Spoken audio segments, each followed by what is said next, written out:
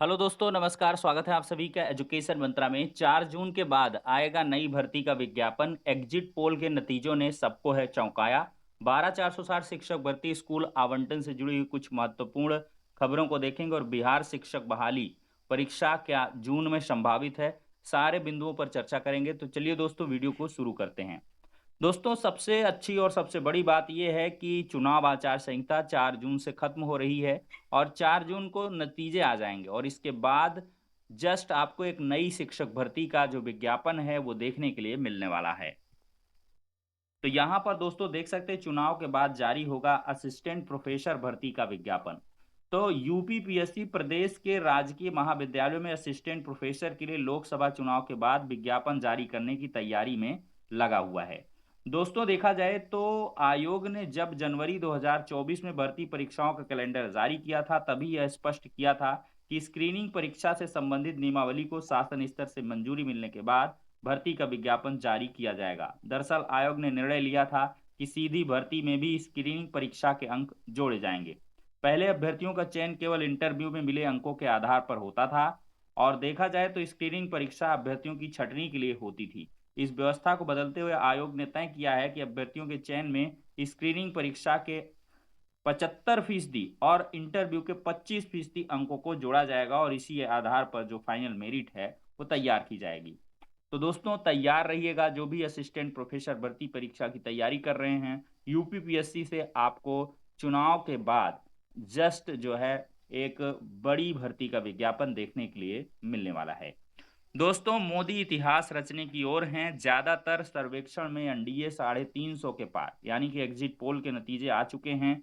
सबसे ट्रस्टेड माने जाने वाले न्यूज 24 टुडे चाणक्य की तरफ से भाजपा को 385 से 415 के बीच और कांग्रेस को 96 से 118 के बीच और अन्य को 27 से 45 के बीच बताया जा रहा है।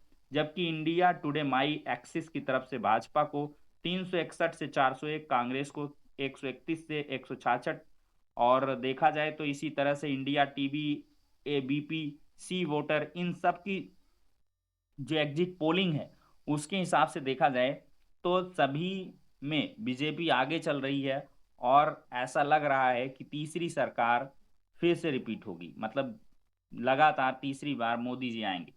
दोस्तों, यहाँ पर देखा जाए तो इंडिया गठबंधन वोटरों के दिलों को छूने में विफल रहा। मतदाताओं ने विपक्ष की प्रतिगामी राजनीति को खारिज कर दिया है। अपने मताधिकार का इस्तेमाल करने वाले सभी लोगों का हृदय से आभार प्रधानमंत्री नरेंद्र मोदी जी ने किया है।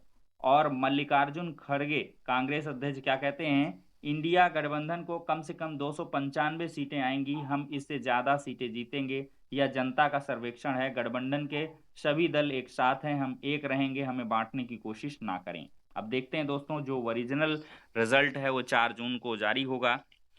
बस एक दिन ही बाकी है, कल का दिन, और परसों आपके जो एग्जिट पोल हैं वो सही वाले पोल दिखने लगे जाएंगे और 4 जून का दिन काफी महत्वपूर्ण भारतीय इतिहास में रहने वाला है।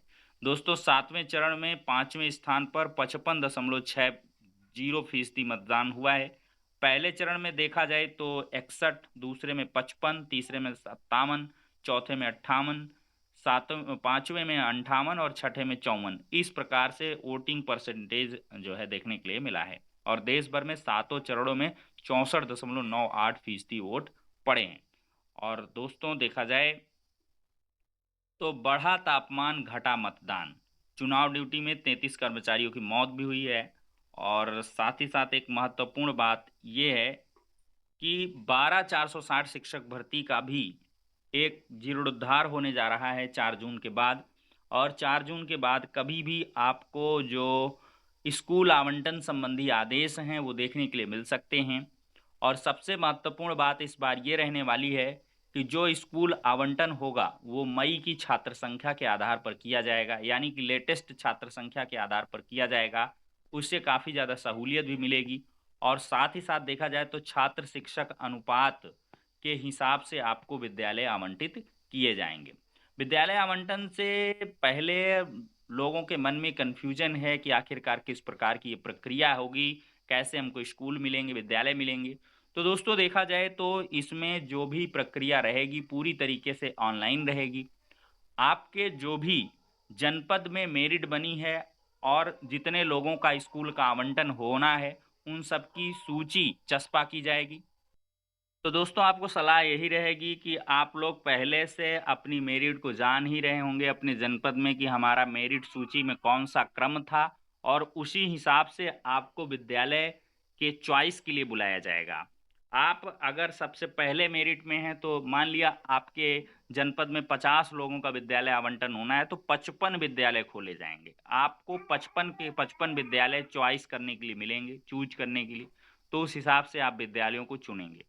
हर ब्लॉक के मैक्सिमम 2 से 3 इस प्रकार से विद्यालय डिवाइड रूप में खुलते हैं। मान लिया किसी जनपद में 8 ब्लॉक हैं, कुल मिलाकर 50 विद्यालय आवंटन होना है, तो 5-5, 6-6 विद्यालय हर ब्लॉक के खोले जाते हैं। तो काफ़ी अच्छा कार्यक्रम रहता है विद्यालय आवंटन का और बहुत ही सुविधाजनक रहता है, पूरी तरीके से पारदर्शी ढंग से ये किया जाता है। बहुत अच्छे-अच्छे विद्यालय अगर आपकी अच्छी मेरिट है तो मिल जाते हैं, उसमें कोई भी समस्या नहीं है, बशर्ते आपको भौगोलिक स्थिति अपने जनपद की पता होनी चाहिए। फिर इसके बाद दोस्तों देखा जाए तो आप सभी को कैरेक्टर सर्टिफ़िकेट, मेडिकल सर्टिफ़िकेट इन सभी की आवश्यकता पड़ सकती है। ये आप अपने जनपद में कॉन्टैक्ट कर लें कि वो पहले वाला मान रहे हैं, क्या नए तरीके से मानेंगे।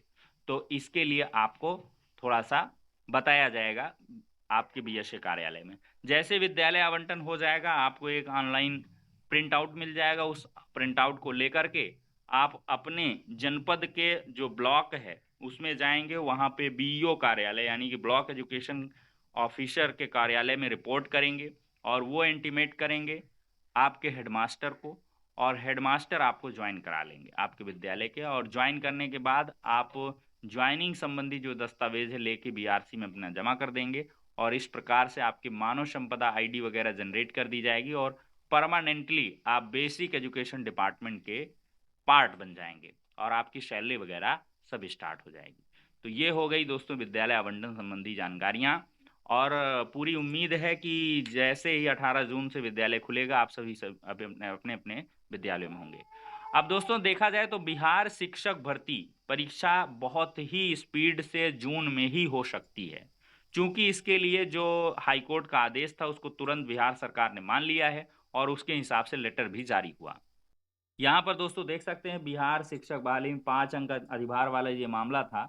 इसको कन्हैया प्रसाद श्रीवास्तव निदेशक माध्यमिक शिक्षा पटना उन्होंने जारी कर दिया है और पूरी संभावना यही है कि जून में ही जो परीक्षा है बीपीएससी टीआरई 3 वो करा ली जाएगी, अपने निर्धारित समय पर होगी।